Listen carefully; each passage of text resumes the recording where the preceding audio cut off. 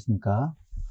남북의 경계 넘기라는 주제로 열린통일 시민 강좌를 진행하게 된 서강대학교 사회과학연구소 정일영입니다. 반갑습니다. 이제 매 강의마다 한반도에서 남북의 경계를 넘는 현장들을 여러분과 함께 이야기해 보겠습니다. 먼저 제1강은 1945년 해방 이후에 남북의 경계를 넘은 사람들은 어떤 역사적인 현실과 그리고 조건에 맞닥뜨렸는지 알아보도록 하겠습니다. 먼저 학습 목표와 열쇠말입니다. 학습 목표는 1945년 해방 이후에 분단의 과정을 알아보고 이 과정 속에서 북한 주민들이 어떻게 남북의 경계를 넘었는지 살펴보도록 하겠습니다. 먼저 해방 당시의 한반도에 대해서 여러분과 함께 이야기해 보겠습니다. 해방과 함께 미국과 소련이 남과 북을 분할 점령했죠. 특히 소련의 한반도 정책은 북한에서 인민민주주의 독재를 건설하는 것이었습니다. 그 과정에서 해방과 함께 전국에 인민위원회라는 자치조직들이 건설되었습니다. 미국과 소련이 남북을 점령하기 이전에 이미 우리 민족이 한반도에서 스스로 자치를 하기 위한 노력들이 진행되고 있었다라는 말씀이죠. 하지만 미국과 소련의 군정 당국은 한반도를 함께 통일된 국가로 상정하지 않고 남과 북으로 나뉘어서 군정을 실시하게 됩니다. 다음 장을 보면 연합사령관이 일반명령 1호라는 것을 공포해서 북위 38도 이남과 이북으로 미합중국 태평양 육군부대 최고사령관이 38도 이남 지역을 점령하게 되고 38도 이북 지역은 소비에트 극동군 최고사령관에게 항복할 것을 요구하게 됩니다. 다음으로 1945년 해방된 이후에 정치적인 갈등 상황이 만들어지게 되는데요. 가장 극명한 정치적 갈등을 만든 사건, 바로 모스크바 3상회의죠. 보시는 바와 같이 모스크바 3상회의는 크게 세 가지 결정을 하게 됩니다. 첫째, 한국을 독립국가로 재건설하게 된다. 조건들이 조성할 목적으로 민주주의 임시정부를 수립한다라고 규정했습니다. 두 번째로 연합국이 한국 임시정부의 수립을 원조 협력할 방안의 작성은 민주주의적 정당 사회단체들과의 협의를 통해 미소 공동위원회가 수행한다. 결국 이제 미소 공동위원회의 설치를 규정한 것이겠죠. 세 번째로 5년 이내를 기한으로 하는 4대 강국에 의한 신탁통치의 협정은 한국 임시정부와의 협의를 거쳐 4개국이 심의한 후 제출한다, 이렇게 되었습니다. 결국 마지막 부분이죠. 이 5년 이내의 신탁통치라는 것이 당시 우리 민족으로서는 받아들이기 힘든 부분이었다라고 할 수 있겠습니다.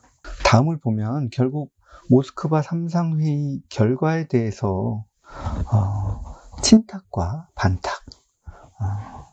이 소비에트 연방이 점령한 이북 지역에서는 친탁을 주장했고, 미군이 점령한 남측 지역에서는 반탁을 주장하는 이 정치적인 갈등 상황을 겪게 됩니다.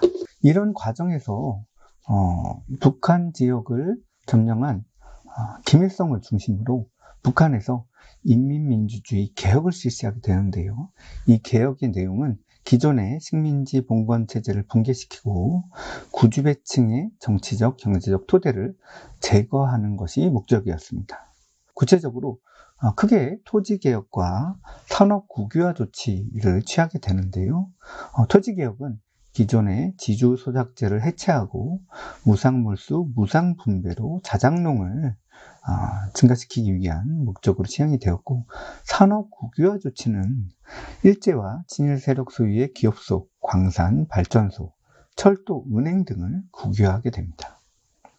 다음으로 북한의 토지개혁에 대해서 좀 더 자세하게 알아보도록 하겠습니다. 토지개혁은 무상몰수, 무상분배로 진행이 되었고, 전체 토지에 소련이 점령한 북한 지역의 전체 토지의 55.4%에 대해서 토지개혁을 실시하게 됩니다. 그리고 이 남측의 이후에 이제 남측에서도 토지개혁이 일어나죠. 남측의 토지개혁과 다른 점은 이 토지의 매매를 금지하게 됩니다. 결국에는 북한이 김일성이 이 토지개혁을 진행하는 과정 속에서 인민민주주의 개혁, 사회주의 개혁 이전 단계로서의 인민민주 개혁을 하는 성격으로서 토지개혁이었다. 왜냐하면 매매를 금지했기 때문에 라는 것이죠. 주요 내용을 보면 2조에서 보면 몰수하여 농민 소유지로 넘기는 토지들의 내용을 한번 볼까요? 일본인 단체의 소유 토지, 그리고 조선민중의 반역자, 조선민중의 이익에 손해를 주며 일본 제국주의자의 정권기관에 적극 협력한 자의 소유 토지, 또는 일본 압박 밑에서 조선이 해방될 때에 자기의 지방에서 도주한 자들이 소유한 토지를 몰수한다라고 되어 있습니다. 3번을 보면 한 농호의 5정부 이상 소유한 조선인 지주의 토지, 기존의 기득권이었던 지주들의 이 경제적인 자산들을 몰수하는 작업이었다는 것이죠. 그리고 마지막 부분에 보면 5정부 이상으로 소유한 성당, 승원, 기타 종교단체의 소유지로 되어 있습니다. 그러니까 종교단체의 경제적인 기반도 몰수하는 과정이었다라고 할 수 있겠습니다. 다음 장을 보면 한국에서도 북한의 토지개혁에 자극을 받아서 농지개혁을 추진했습니다. 1949년에 유상매입, 유상분배의 농지개혁을 골자로 하는 농지개혁법을 공포하게 됩니다.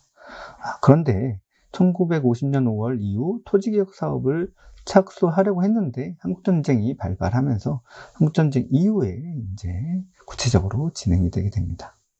제가 왜 북한에서의 인민민주주의 개혁을 얘기를 하느냐라고 하면 다음 장을 보시면 이 과정 속에서 북한 주민들의 이탈 현상이 나타나게 됩니다. 자신들의 토지를 빼앗긴 지주나, 그죠? 자본가들, 그리고 아까 말씀드렸던 것처럼 종교인들, 그리고 많은 농민들이 남한으로 이탈을 하게 됩니다. 이 산업국유화, 토지개혁 등 인민민주주의 개혁으로 정치, 경제적 타격을 입은 지주, 자본가, 종교인 등이 남한으로 당시 한국전쟁 이후에 한 조사를 보면 약 80만 명에서 120만 명 정도가 남한으로 경계를 넘어서 당시의 경계가 소련군이 점령한 지역, 그리고 미군이 점령한 지역이 물론 차단이 되어 있었지만 이 북한 주민들이 이곳을 내려올 수 있는 조건이 마련되어 있습니다. 이 북한의 개혁에 저항해서 남한으로 넘어온 이 북한 주민들에 대해서 소련군이 이 38선 경계 지역을 막지 않았어요. 저항 세력은 남한으로 이탈해라 그냥. 이렇게 해서 북한의 김일성의 정치 세력들, 사회주의 개혁들, 인민민주주의 개혁을 지지를 해준 거죠. 결국 남한이라는 선택지가 있었기 때문에 이 또한 가능했다. 소련은 1947년 말까지 이렇게 이탈하는 저항 세력들을 허용하는 조치를 취하게 됩니다. 결국 이렇게 북에서 남으로 이탈한, 어떻게 보면은 북한의 인민민주주의 개혁에 대해서 저항했다는 세력들이죠. 이 저항 세력이 이탈하면서 북한 사회가, 북한 정치가 폐쇄적인 상황을 맞이하게 됐다라고 할 수 있겠습니다.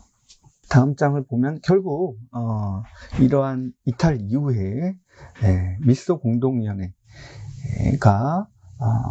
이 한반도의 통일에 대해서 논의를 하려고 했으나 조금 북한이 이 작업에 대해서 계속 거부하고 반대하는 모습을 보이죠. 그래서 결렬되고 미국이 이 문제를, 한반도 문제를 유엔으로 이관하게 됩니다. 유엔에서는 한국 임시위원단을 파견하게 되었는데 이 파견된 한국 임시위원단을 북에서 입국을 거부하게 되죠. 결국에 남과 북의 단독정부 수립으로 이어지게 됩니다. 마지막에 여러분도 아시다시피 김구 선생님이 남북재정당 사회단체 연석회의를 열면서 남북의 분단만은 막자라는 노력을 했지만 이마저도 실패하게 되고 결국 1948년 8월 15일 대한민국이 수립되고 1948년 9월 9일 조선민주주의 인민공화국이 수립되면서 분단이 고착되고 두 개의 코리아가 성립되는 결과를 가져왔습니다. 그럼 오늘 제1강 남북의 경계 넘기 해방을 마치도록 하겠습니다. 감사합니다.